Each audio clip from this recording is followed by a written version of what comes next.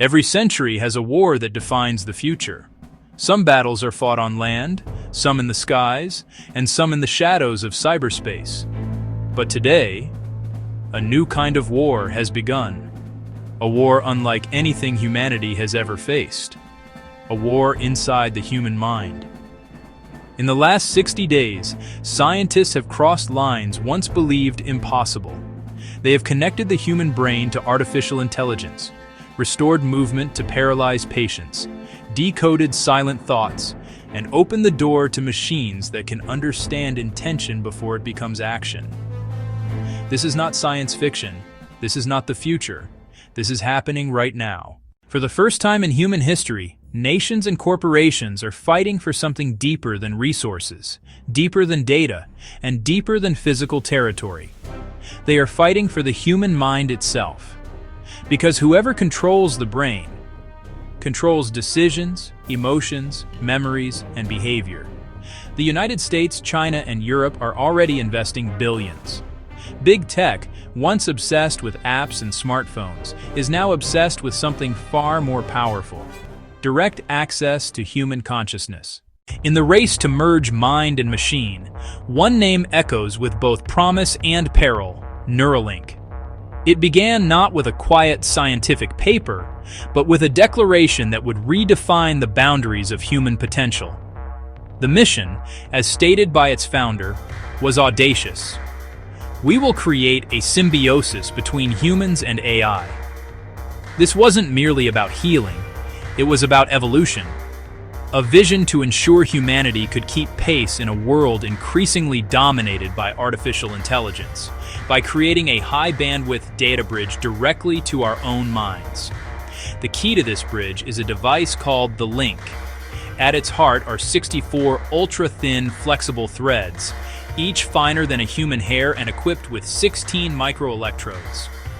In total, 1,024 channels designed to listen to the brain's electrical symphony. These threads are engineered to be pliable, moving with the brain to minimize tissue damage. A critical innovation over the rigid probes of the past. They reach deep into the cortex, reading neural signals with unprecedented bandwidth, translating the silent language of thought into digital commands. Inserting these delicate filaments requires a level of precision beyond human hands. Neuralink developed the R1, a bespoke surgical robot designed to meticulously weave the threads into the brain, avoiding blood vessels and executing the procedure with inhuman steadiness. What began as a concept on a whiteboard soon became astonishing reality. Early demonstrations captured the world's imagination. Paralyzed patients in clinical trials moved computer cursors with pure thought. Monkeys played video games without touching a controller. Sophisticated artificial intelligence began decoding complex neural patterns with shocking accuracy, learning to predict intended movements from brain activity alone. The proof of concept was powerful and clear.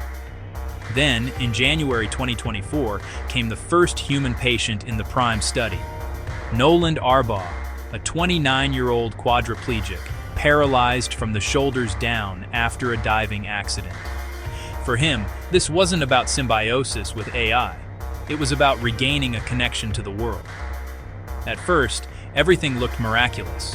Noland played online chess, browsed the internet, and communicated with friends and family, all using only his mind. He described the experience as a form of telepathy, regaining a degree of independence he thought was lost forever. The world watched, captivated, but weeks later, in the quiet of the lab, something unexpected happened. The data began to falter.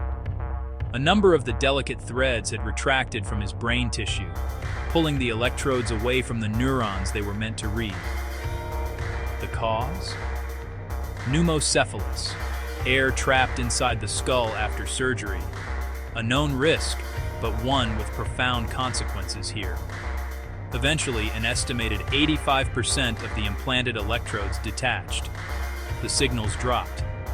The cursor's responsiveness fell. And the dream, for a moment, cracked under the harsh realities of biology. Yet, the story didn't end there. Neuralink's engineers pivoted. They couldn't fix the hardware without another surgery, so they turned to software. By refining their algorithms to be more sensitive to the remaining signals and improving the translation of neural patterns into cursor movements, they restored and even surpassed the initial performance. This software patch was a testament to their agility, but the truth was undeniable. Neuralink is powerful, a marvel of engineering, but it is also interacting with a living, dynamic, and biologically unpredictable system. The act of penetrating the brain, no matter how delicately, carries inherent risks that no algorithm can fully predict or mitigate. The brain is not a circuit board. It heals, it shifts, it defends itself. Neuralink has undeniably opened the door to a new era of neuroscience and human augmentation. But this first trial serves as a crucial, humbling reminder. When you knock on the door of the brain, you can never be entirely sure what will answer. In the high-stakes world of neurotechnology, dissent often comes from the inside.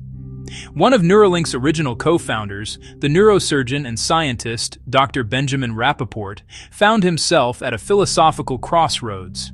He departed from the company he helped build, driven by a simple but profound truth that would redefine his life's work. To read the brain clearly, you must not injure it. This wasn't just a clever phrase. It was a fundamental principle of neurosurgery, a Hippocratic oath for the age of brain-computer interfaces. Neuralink's pioneering approach, for all its ambition, relies on penetrating the delicate tissue of the brain. This act of piercing the cortex, no matter how precise, triggers the brain's ancient defense mechanisms. It causes immediate inflammation. Over time, the brain forms glial scars around the foreign threads, a biological wall designed to protect itself. This scarring progressively insulates the electrodes, degrading the signal and risking long-term functional loss. The very act of implantation starts a countdown timer on the device's own viability. Rappaport believed this trade-off was unacceptable. He was convinced there had to be a safer, more sustainable way to listen to the brain's symphony without breaking the instruments. So he created Precision Neuroscience, a direct challenge to the invasive paradigm, built upon a radically different idea. The solution was not to go deeper, but to listen from the surface. Precision developed thin, flexible films, as soft and pliable as a piece of tape, and just 1/5 the thickness of a human hair. These arrays are designed to be placed gently on the surface of the brain, conforming to its natural curves without entering the tissue at all. The surgical procedure is minimally invasive, requiring only a slim slit in the cranium, about 1 millimeter wide, through which the film is carefully slid into place. Despite resting on the surface, these films are incredibly powerful. Each one holds 1,024 microelectrodes, 10 times more than conventional arrays, allowing for exceptionally high-resolution neural recording without any physical penetration. They listen through the brain's protective layers, capturing a chorus of neural activity with unprecedented clarity. This non-invasive approach makes the entire system reversible. The films can be inserted safely, and just as importantly, they can be removed safely, leaving the brain tissue unharmed. This allows for upgrades, replacements, or complete removal, a critical safety feature that addresses the long-term unknowns of permanent implants. The results have been groundbreaking. During initial human trials, Precision's device recorded the highest resolution image of human brain activity ever captured, mapping the intricate electrical patterns of thought and intention in real time. For now, their mission is purely medical, to help patients with paralysis, ALS, and other neurological disorders restore movement, restore speech, and restore their quality of life. Yet, in the shadows of the industry, many experts believe Precision's safety-first philosophy might inadvertently unlock the door to something far bigger. The world's first mass adoption brain interface. It is safe enough for the public to accept, simple enough for the medical system to scale, and powerful enough to fundamentally reshape society. And this reveals a chilling paradox. The most dangerous technology is not always the one that frightens us with its overt power and risk. It is the one that feels harmless enough to be welcomed in. Synchron takes a path no other BCI company dared to follow. Their device, the stent road, does not require opening the skull. It travels through veins and expands inside a blood vessel near the brain. From there, it reads neural activity through the vessel wall. It is less precise than Neuralink, but far safer. Synchron has already allowed patients to send text messages, control smart home devices, move cursors, communicate after paralysis, and the FDA approved long-term clinical trials.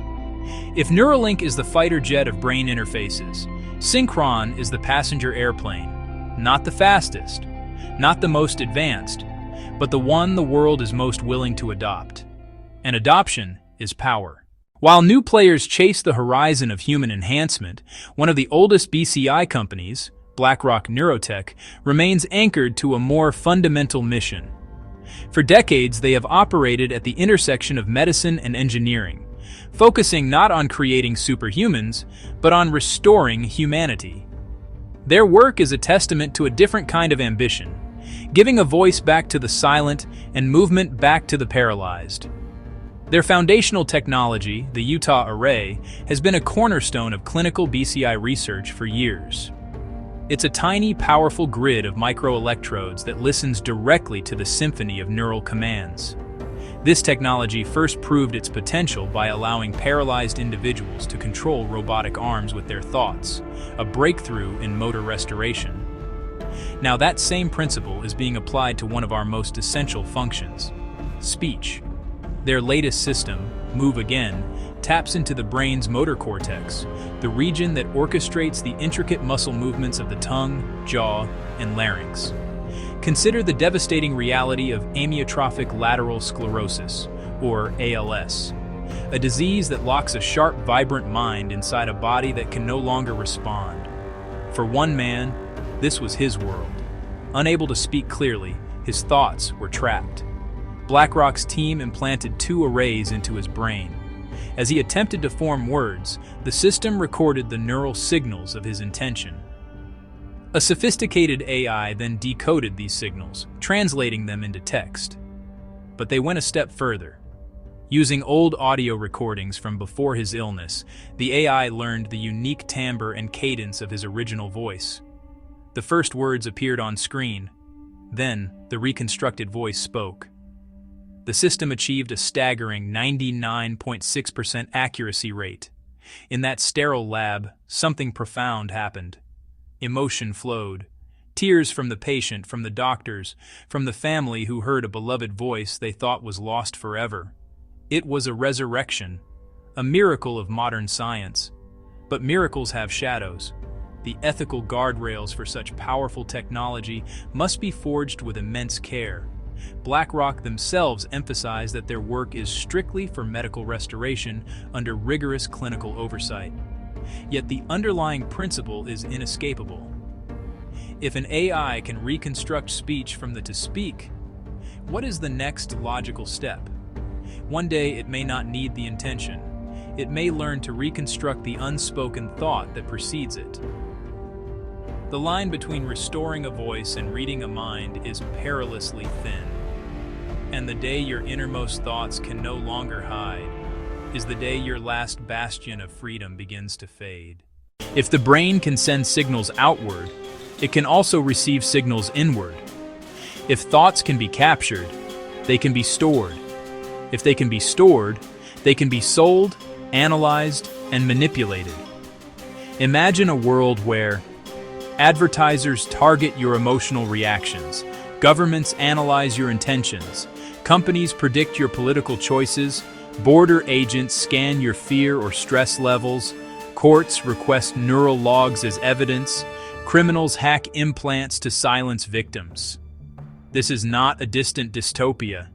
This is the logical progression of the technology we are building today. The battlefield is no longer outside, it is inside consciousness itself. Military strategists call this neural influence warfare. Weapons that do not break bones, they break decisions. Weapons that do not destroy cities, they destroy certainty. Governments may one day deploy soldiers with boosted reflexes, drone pilots connected directly to machines, interrogation systems reading emotional spikes, algorithms detecting fear, anger, or hesitation. Corporations may deploy real-time emotion tracking, product testing through neural response, personalized psychological manipulation, and cybercriminals may deploy neural hacks, impulse disruption, movement interference, forced emotional states. There is no firewall for a hacked mind. The bright future, the miracle. In one future, BCIs cure and empower. Paralysis disappears. Speech returns. Vision is restored. Depression is defeated. Memory improves. Humans communicate with machines instantly. Humanity enters a golden age where intelligence expands beyond biology. The dark future, the abyss. In the other future, society splits into enhanced and natural humans. Cognitive upgrades become mandatory for jobs. Corporations own neural data. Children receive implants before they can speak. Governments weaponize emotional control. Privacy becomes impossible. And humans lose the last thing that makes them human, the right to their own thoughts. We once believed the mind was untouchable, a sacred place, protected by bone, blood, and silence. But silence is broken. The fortress has a door, and the world's most powerful forces now stand at its entrance. Governments want to read it, corporations want to sell it, militaries want to shape it, and technology wants to merge with it. The human mind, the last private territory on Earth, is no longer safe. The brain war is here. Every era faces a question that defines its destiny. Our era asks this: if we can merge the human mind with machines, should we? The answer is uncertain, but one truth remains: the battle for cognitive freedom has already begun, and the future is already inside you.